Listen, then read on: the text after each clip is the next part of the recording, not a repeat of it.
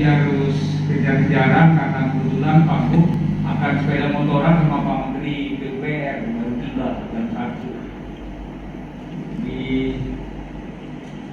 saya ke bandara karena mengecek jalan itu. Baik Pak. Baik, kita mulai. Tadi saya tugasi sebenarnya Pak Kabin Pelayaran ini banyak bingung atau apa yang mau dibicarakan. Singkat cerita Pak, yang pertama Pak Putra, biar Bapak malu juga hasil pembicaraan kami dengan kemarin Pak Dirut, Pak Dir, kita akan mencoba untuk mengoperasikan kapal yang milik PLN secara langsung, yaitu pilihannya 2 atau 3 malah.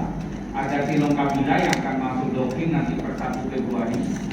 Mudah-mudahan selesai Februari, kalau docking sampai 1 bulan, maka pada saat MotoGP kondisi dari Tilong Kabila sudah selesai di pick up dan bisa kita upgrade untuk layanan di MotoGP. Kemudian yang kedua, kita akan menggeser kapal yang ada di Benoa, di Bali, dan ada di Perak. Kalau tidak salah ada 2 kapal, yang satu namanya kapal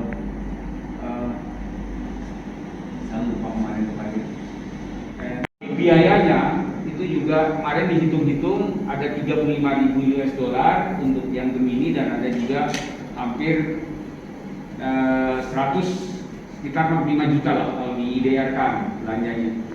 Nah, ini sedang diupayakan oleh PLN untuk mengkomunikasikan ke Kementerian Perhubungan mengenai kapal PLN ini akan digeser untuk menyesuaikan jadwal sehingga tanggal 18, 19, 20 itu pas kapal ini bisa kita geser ke perairan kita di Lembang.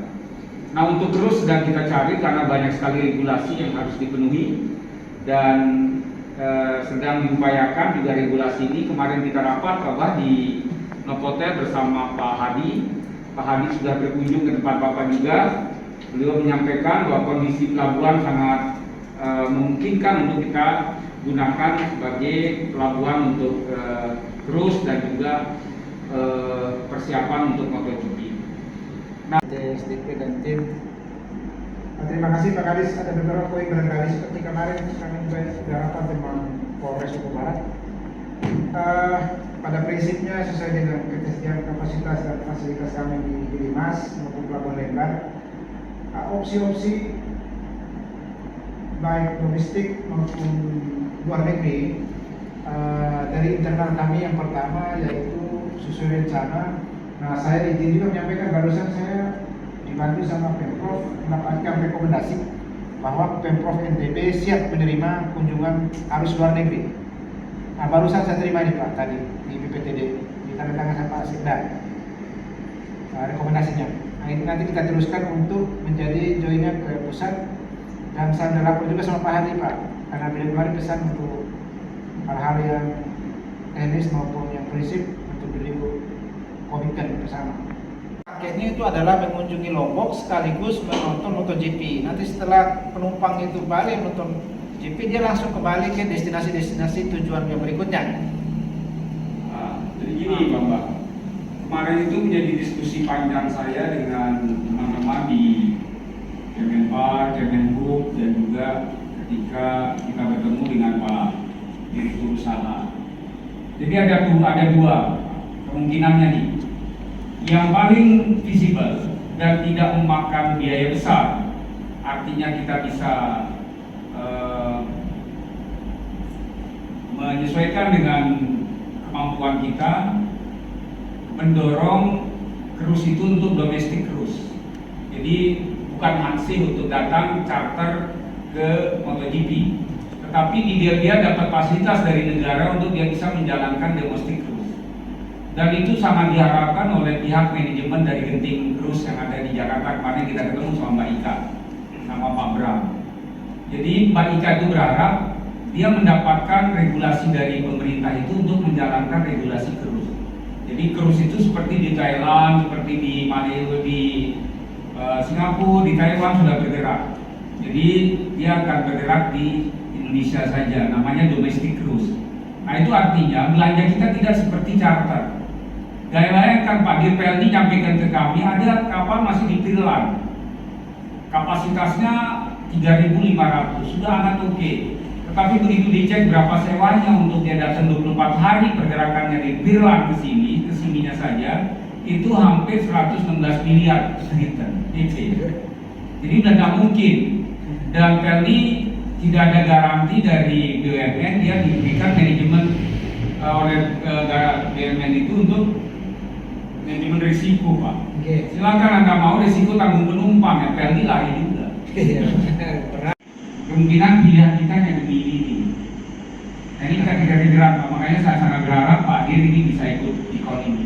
Ya, soalnya opini yang beredar itu Indonesia akan mendatangkan kapal cruise kosong untuk dijadikan hotel terapung. Nah, saya bilang paket itu ditawarin sama Genting Cruise Wika. Sempat kita bicara berapa Wika jalanin kapal itu saja 116 miliar.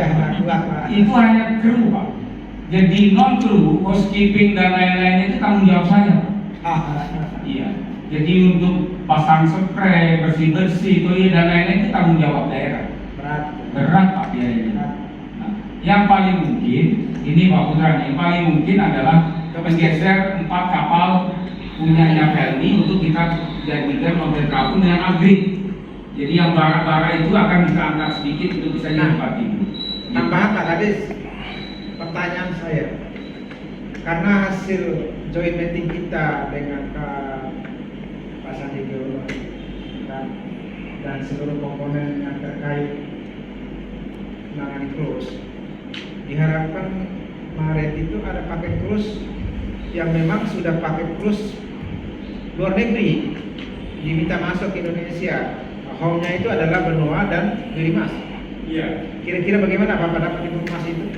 Semua home base-nya itu akan didorong ke Bali, ke Benoa sebagai home base-nya ini kalau jadi domestic cruise ini. Nah, yang luar negeri Pak. Iya. Jadi kalau dia bawa Direct Pak. Direct. Ya. Dia bawa penumpang non penumpang, maka dia tujuannya itu adalah ditawari ke Bali dulu. Gitu. Kalau dia bawa penumpang, misalnya ini terus yang dari Genting ini yang sekian banyak parkir itu bawa penumpang. Ada sebuah provinsi, Gubernur Pak Habib, Pak Jem Bindo, Pak Jem SDK Mokli, Pak Jem Pelni. Selamat sore Bapak-Bapak semua. Jadi sesuai dengan regulasinya kami dari SOP apa yang disampaikan tadi mengenai kapal cruise ya atau domestik. Nanti rencananya ini kan anchor ya Bapak? Iya. Anchor Kalau yang tahun Iya, Pak. 18-19. anchor dilaksanakan di Darmaga kan? Iya. Oke. Jadi kalau itu anchor, lokasi anchor sudah ditetapkan sesuai dengan KP 820 tahun 2012. Lokasi-lokasinya ditetapkan. Nanti kalau kapalnya datang, kami akan arahkan ke titik koordinat terdekat yang telah ditentukan itu. Masalah anchor tidak ada masalah, cuma nanti tendernya itu untuk turun di Darmaga akan Gilimas kalau pakai tendernya itu atau sportinya itu akan memungkinkan tinggi Pak.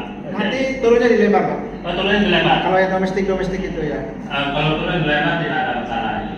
Jadi kalau kapal terus anchor, turun dalam tender, turun dilebar itu masih bagus, masih ada tempat yang itu. Kalau pakai tender turun dari Gilimas itu yang dari ada proyek tadi. Masalah kapal terus kalau itu mungkin 2 atau 3 di area Labuh atau yang dari itu masih memungkinkan. Baik itu kapal dari Pelni nanti masih ada space untuk tempat anchor atau berlabuh sesuai dengan titik-titik koordinatnya. Nah, mungkin itu yang dapat kami sampaikan Pak. Kalau teknis nanti saya kira bisa sangat mungkin ya. Sangat mungkin. Dari SDP ada tambahan? Terima kasih. Yang Portling di mana Mas? Sekarang masih di Dok. Untuk sementara ini masih dalam proses perbaikan, maka mungkin 3-4 hari ke depan bisa dipastikan. Berapa kapasitasnya itu ya Portling? Untuk kendaraannya sekitar Untuk inapnya berapa kapasitas passenger orang? kalau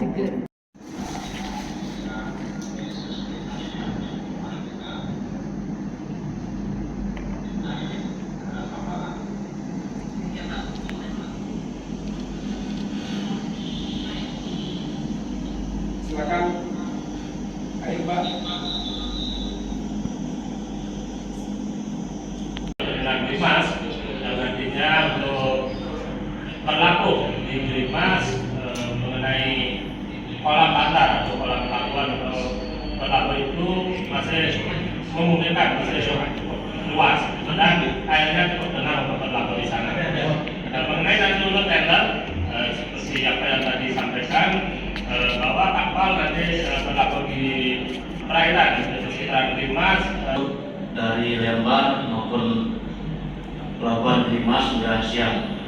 Kami mungkin hal-hal yang harus kami pertimbangkan di sini adalah mengenai jadwal kapal krus tersebut. Kalau kami lihat dari yang disampaikan dari PT kami, ada 2 kapal yang harus disampaikan tadi itu memang dari segi biaya yang harus dikeluarkan oleh Kementerian Perhubungan ini kapal. Mungkin nanti setelah sewa nyetir, mungkin ada kapalnya ini dapatlah penumpang kan begitu lagi. Nah ini nanti dari BRT ini bagaimana targetnya untuk pemikiran itu. Kalau kami dari segi fasilitas di pelabuhan itu sih sudah siap semua, baik di dermaga maupun di kolam bandar untuk berlaku sudah siap. Nah, cuman nanti kami kan menunggu begitu ada pemberitahuan kedatangan kapal, ya kami baru floating di mana posisi untuk berlaku. Dan tenis di lapangannya pun nanti bagaimana kami akan koordinasi dengan pihak itu, sepenuhnya selaku akhirnya, ya itu. Nah, sebelum ada pemberitahuan itu, ya kami tetap tidak akan melakukan atau memberikan izin untuk berlaku. Nah setelah ada itu kami akan tentukan titik koordinat di mana sesuai dengan KP 820 tentang posisi kapal terus berlaku.